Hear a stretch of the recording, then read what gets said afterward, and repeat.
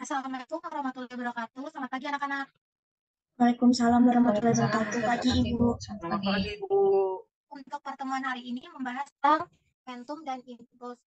Sebelum materi dipaparkan, murid-murid dapat mengisi absensi di Google Classroom.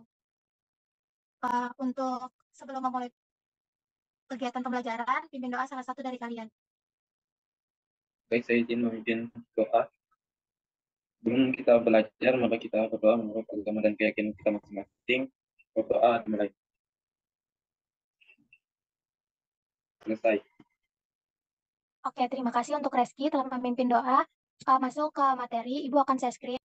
Apakah share screen-nya sudah terlihat? Terlihat Ibu. Oke, untuk materi hari ini, kita akan membahas tentang momentum dan impuls. Adapun capaian tujuan pembelajaran dan capaian pembelajaran, yaitu tujuannya, yaitu peserta didik dapat menerapkan konsep momentum dan impuls dalam memecahkan masalah yang kontekstual dan melaporkan hasil presentasi. Capaian pembelajarannya itu ada 4, itu menjelaskan konsep momentum dan impuls. Yang kedua yaitu menganalisis hubungan, gaya, selang waktu, impuls, dan perubahan momentum. Yang ketiga yaitu menyajikan penerapan momentum dan impuls dalam kehidupan sehari-hari. Yang keempat yaitu menerapkan hukum kekekalan momentum dalam kehidupan sehari-hari.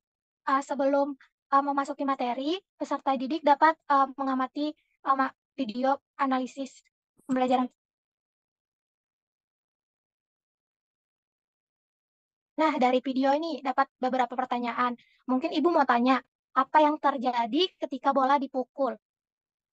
Saya, Ibu. Ya, silakan. Yang terjadi ketika bola dipukul yaitu sebuah benda yang diam akan menjadi bergerak jika dikenai gaya, Ibu. Oke, terima kasih Husnul. Ibu, saya mau jawab nomor 3, Bu. Ya, silakan. Pertanyaannya, apa yang menyebabkan benda mengalami perubahan gerak? Sebelumnya itu kan gaya itu, Bu, merupakan sesuatu yang menyebabkan benda bergerak atau berhenti bergerak. Terus perubahan-perubahan yang dapat terjadi pada benda itu dipengaruhi oleh gaya. Jadi sebuah benda yang diam akan menjadi bergerak jika dikenai gaya. Kemudian benda yang bergerak menjadi diam. Oke, terima kasih Dina atas jawabannya. Untuk pertanyaan selanjutnya, ada yang bisa jawab nggak? Saya Ibu. Ya, silakan Lili. Jawaban dari saya yaitu jika bola basket dan bola voli diberikan gaya pukul, maka bola tersebut akan memiliki kecepatan kecil Ibu. Namun, jika bola pingpong akan semakin besar kecepatannya Ibu. Iya, benar sekali jawaban Lili. Terima kasih untuk Lili. Jadi, di mana semakin besar masanya, maka semakin kecil juga kecepatannya. Benar nggak, Lili? Ya Ibu, benar Ibu. Oke, terima kasih Lili. Untuk pertanyaan selanjutnya, siapa nih yang bisa jawab nih? Baik Ibu, saya izin menjawab. Jadi, Ya, silakan Aldo. jadi tadi itu soal Ibu, besaran apa saja yang muncul dari peristiwa tersebut. Tentu peristiwa tersebut itu ada hubungannya Ibu dengan momentum dan impuls. Begitu Bu, di mana besaran yang muncul itu adalah gaya, kemudian waktu, masa benda, dan kecepatannya Bu. Oke, terima kasih Aldo. Oke, kita lanjut ke materi. Untuk submateri pembahasan hari ini ada 4, yaitu momentum. Yang kedua adalah impuls. Yang ketiga adalah hukum momentum dan impuls. Yang keempat adalah hukum kekekalan momentum. Untuk momentum sendiri merupakan keadaan suatu benda yang dapat dinyatakan salah satunya melalui momentum. Momentum menunjukkan kecenderungan suatu benda yang bergerak untuk melanjutkan gerak momentumnya, di mana momentum ini dapat juga digambarkan sebagai kesulitan menghentikan gerak benda. Pada gambar pertama itu dapat dilihat terdapat mobil yang menabrak pohon dan sepeda yang menabrak pohon, di mana jika mobil dan sepeda diberi kecepatan yang sama atau kecepatan mobil dan kecepatan sepeda itu sama, terlihat pada gambar bahwa dampak kerusakan mobil itu lebih besar ya dibandingkan dengan dampak yang dihasilkan oleh sepeda ketika menabrak pohon. Hal tersebut karena mobil memiliki massa yang lebih besar dari massa sepeda yang menyebabkan gerak benda tersebut, sehingga dapat disimpulkan bahwa momentum tersebut berbanding terbalik dengan massa benda. Untuk gambar yang kedua itu ada orang menembak atau menggunakan pistol, di mana memiliki peluru identik masanya peluru 1 sama peluru 2 itu sama. Tapi kedua peluru tersebut diberikan kecepatan yang berbeda. Misalnya nih, kecepatan pertama dengan kecepatan yang lebih besar, sedangkan kecepatan yang kedua uh, diberi dengan kecepatan yang lambat. Sehingga pada kecepatan yang lebih besar menimbulkan kerusakan yang lebih parah dibandingkan peluru ketika diberikan kecepatan kecil. Hal ini menandakan bahwa kecepatan momentum berbanding terbalik dengan kecepatannya. Di mana momentum suatu benda yang bergerak adalah hasil kali antara massa benda dan kecepatan. Oleh karena itu, sudah dijelaskan tadi pada gambar 1 dan 2 bahwa momentum tersebut adalah massa dikali dengan kecepatan. Untuk impulsnya sendiri, impuls ini didefinisikan hasil kali antara gaya dan lamanya gaya tersebut bekerja. Dapat dilihat di gambar, ada orang yang sedang menendang bola.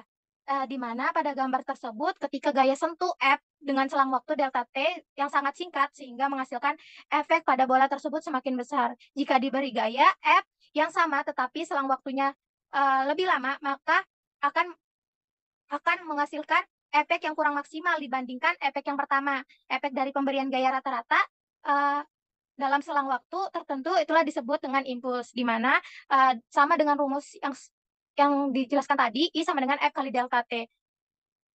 Nih, bahwa F itu berbanding terbalik dengan impulsnya, sedangkan dan gaya berbanding terbalik dengan 1 per perubahan waktunya. Untuk turunan rumusnya sendiri, I sama dengan F kali delta T, di mana delta T sendiri perubahan waktu, T2 dikurang T1.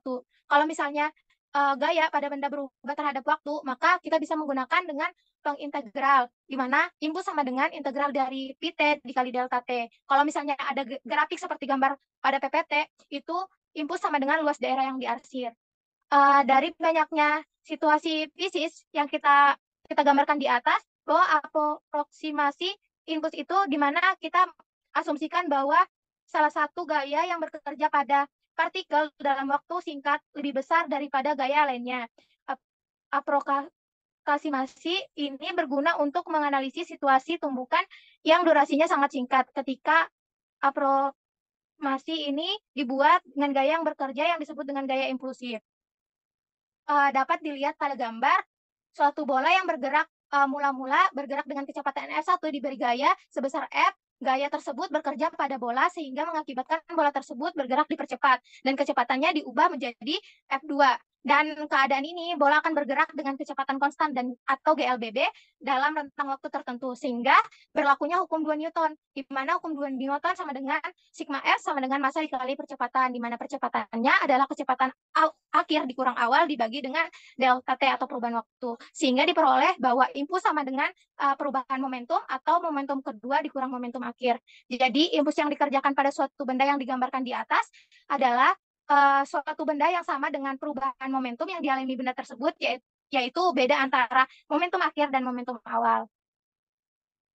Untuk hukum kekekalan momentum sendiri, dapat dilihat di gambar nih, terdapat 2 buah benda yang saling bertumbukan, di mana pada sebuah benda yang mengalami tumbukan, paling sedikit 2 benda, misalnya bola A dan bola B pada gambar, sesaat sebelum tumbukan, bola A bergerak ke kanan, sedangkan bola B bergerak ke kiri. Lalu setelah bersentuhan, bola A akan bergerak melawan arah dengan rumus massa A dikali dengan percepatan A setelah tumbukan, dan massa B dikali dengan kecepatan B setelah tumbukan. Di mana momentum sebelum tumbukan itu ada dengan rumus massa A dikali kecepatan A ditambah massa B dikali kecepatan B. Sedangkan momentum setelah tumbukan itu disimbolkan dengan P aksen dengan massa A dikali kecepatan A setelah tumbukan ditambah massa B dikali kecepatan B setelah tumbukan. Di mana secara sistematis 2 benda ini yang bertumbukan dapat ditulis dengan momentum A ditambah momentum B sama dengan momentum A setelah tumbukan ditambah momentum B setelah tumbukan. Sehingga kalau diturunkan rumus di awal tadi dapat diperoleh bahwa massa A dikali percepatan A ditambah massa B kali percepatan B sebelum tumbukan sama dengan massa A dikali kecepatan A setelah tumbukan ditambah massa B dikali kecepatan B setelah tumbukan. Perlu diingat lagi bahwa penjumlahan di atas merupakan penjumlahan vektor. Sesuai dengan hukum kekekalan energi pada momentum juga berlaku dengan hukum kekekalan di mana momentum benda sebelum dan sesudah tumbukan itu sama. Oleh karena itu, dapat diambil kesimpulan bahwa pada peristiwa tumbukan, jumlah momentum benda sebelum dan sesudah tumbukan tetap asalkan tidak ada gaya yang bekerja pada benda tersebut. Pernyataan ini disebut dengan hukum kekekalan momentum linier. Adapun penerapan momentum dan impuls dalam kehidupan sehari-hari dapat dilihat gambar di samping.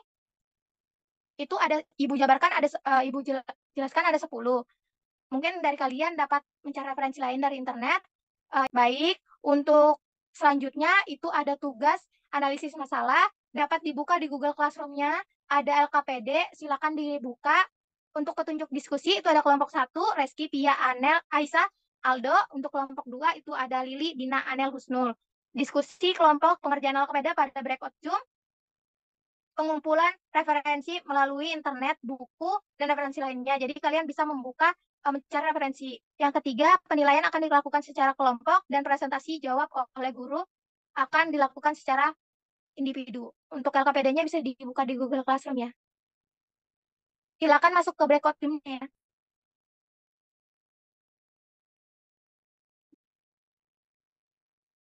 Nomor 1 jawabannya. Jawabannya nomor 1, helm yang kita gunakan juga merupakan salah satu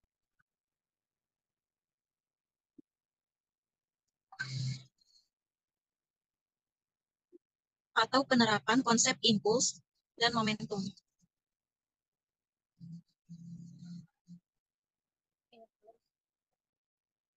Oke, waktu diskusi kalian udah habis ya.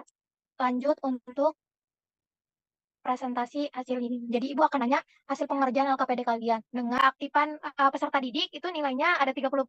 Jadi kalian diharapkan untuk aktif menjawab pertanyaan. Untuk nilai LKPD yang kalian kerjakan ada 70%. Untuk nomor 1 nih, siapa yang bisa jawab? Baik, Bu, saya izin jawab, Ibu. Oke, silakan Reski. Ya, untuk jawaban dari nomor 1 itu, helm yang kita gunakan juga merupakan salah satu penerapan konsep impuls dan momentum.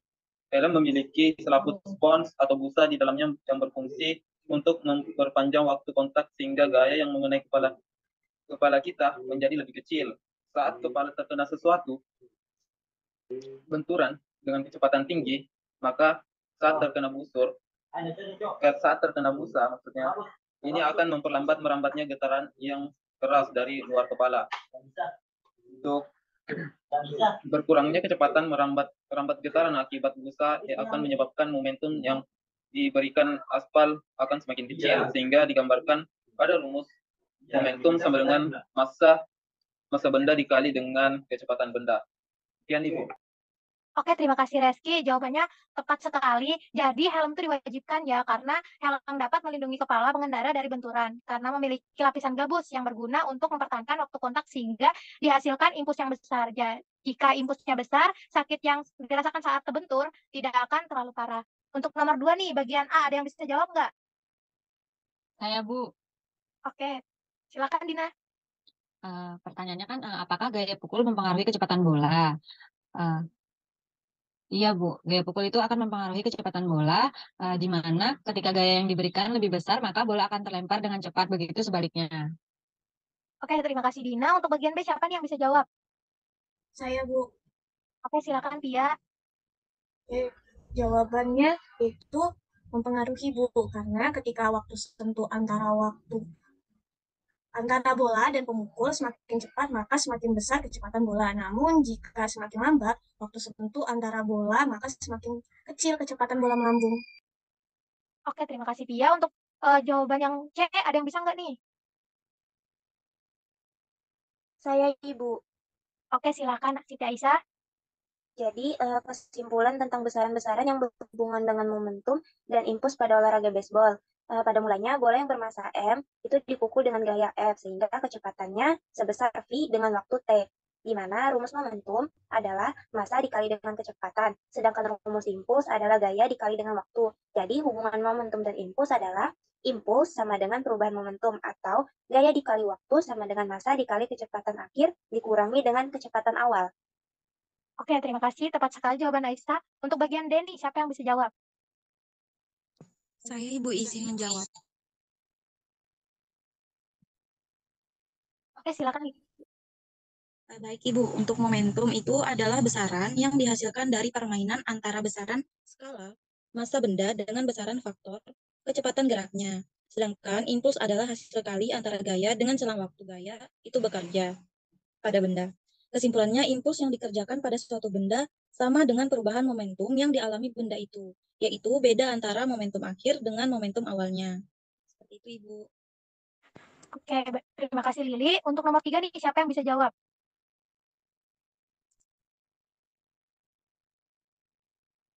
Saya Ibu. Oke, silakan Aisyah. Pertanyaan yang uraikan dua penerapan momentum dan impuls dalam kehidupan sehari-hari. Itu contohnya ada matras yang dapat dimanfaatkan untuk memperpanjang selang waktu bekerjanya gaya impuls, sehingga ketika tubuh atlet itu jatuh ke atas matrai, tidak akan merasakan sakit ketika dibanting. Kemudian, bayangkan ketika kita itu dibanting atau berbenturan dengan lantai. Ini disebabkan karena waktu kontak antara tubuh dengan lantai sangat singkat. Tapi ketika tubuh dibanting di atas matras, maka waktu kontaknya lebih lama. Dengan demikian, gaya impuls yang bekerja juga menjadi lebih kecil. Oke, terima kasih Aisyah. Mungkin ada satu lagi nih penerapan, siapa yang bisa jawab? Saya, Bu. Oke, silakan Dina. Eh, untuk penerapannya itu sarung tinju dibuat empuk dengan tujuan agar waktu kontak terjadi lebih lama. Jadi garing dirasakan kecil. Kemudian sarung tinju ini dapat meminimalisir rasa sakit yang dirasakan oleh orang yang terkena hantaman tinju. Jika tanpa sarung tinju, maka akan terasa sakit yang lebih dibandingkan jika dipukul dengan menggunakan sarung tinju. Oke, terima kasih Dina. Untuk nomor 4 nih, siapa yang bisa jawab? Saya Ibu. Oke, silakan Husnul. Untuk jawaban nomor 4 itu, kelereng yang dijentikan tangan kita lama-kelamaan akan berhenti karena adanya gaya gesek yang mengakibatkan perlambatan pada kelereng yang arahnya berlawanan dengan arah gerak kelereng dan membuat kelereng perlahan melambat hingga berhenti. Ketika terjadi tumpukan, maka kelereng akan terpendal berlawanan arah. Oke, terima kasih Husnul. Ada yang bisa menambahkan jawaban Husnul tidak? Saya Ibu izin menambahkan. Ya, silakan Aisyah. Jadi, pernyataan Husnul tadi itu merupakan penerapan dari kekekalan momentum yang berbunyi dalam peristiwa tumbukan sentral, momentum total sistem sesaat sebelum tumbukan sama dengan momentum total sistem sesaat setelah tumbukan. Oke, terima kasih Aisyah. Untuk menambahkan lagi jawaban Husnul dan Aisyah, siapa lagi nih yang bisa menambahkan? Saya Ibu izin menambahkan. Iya, silakan Tia. Jadi, contoh peristiwa yang sama pada penerapan tersebut adalah prinsip roket dan mesin jet. Oke, terima kasih Pia. Untuk presentasi LKPD kalian, baik semua dan jawabannya tepat semua. Mungkin terus dikumpul LKPD-nya di Google Classroom. Untuk kesimpulan nih, dari paparan materi, dari Ibu, mungkin ada yang bisa nggak membuat kesimpulan? Ibu izin menyimpulkan tentang momentum, Ibu. Oke, silakan Lili. Kesimpulan dari saya yaitu momentum adalah suatu yang menyebabkan benda bergerak. Jadi setiap benda yang bergerak itu memiliki momentum, Ibu. Oke, tepat Lili. Selanjutnya, siapa lagi nih yang mau nambahkan? Kan tadi ada sub materinya banyak. Saya mau menambahkan, Bu. Oke, silakan Dina. Ya, sekaligus melengkapi jawaban dari Lili ya, Bu. Untuk impuls itu terjadi karena adanya gaya, di mana dirumuskan dengan persamaan gaya dikali dengan perubahan waktu. Kemudian, untuk momentum itu identik dengan hukum kekekalan momentum. Oke, terima kasih atas kesimpulan oleh Lili dan Dina. Ibu akan menjelaskan lagi kesimpulannya, di mana momentum dan impuls merupakan besaran dalam fisika yang muncul akibat benda bergerak dan berinteraksi atau bertumbukan dengan benda lain. Momentum merupakan salah satu sifat yang pastinya dimiliki benda yang bergerak. Momentum didefinisikan sebagai tingkat kesukaran oleh benda yang untuk menghentikan gerak suatu benda. Agar benda diam menjadi bergerak memiliki kecepatan tertentu atau sebaliknya membutuhkan gaya. Disitulah impuls terjadi, yaitu hasil perkalian gaya dengan perubahan waktu. Dalam peristiwa tumbukan, momentum total sistem sesaat dan sebelum tumbukan sama dengan momentum total sesaat setelah tumbukan. Asalkan tidak ada gaya yang berpengaruh pada sistem tersebut yang disebut dengan hukum kekekalan momentum. Untuk tugas selanjutnya itu yaitu pengumpulan laporan praktikum, bisa diakses di Google Classroom. Oke, itu saja penyampaian dari saya. Mohon maaf jika ada salah kata. Wassalamualaikum warahmatullahi wabarakatuh. Terima kasih anak-anak. Waalaikumsalam warahmatullahi wabarakatuh. Terima kasih banyak Ibu.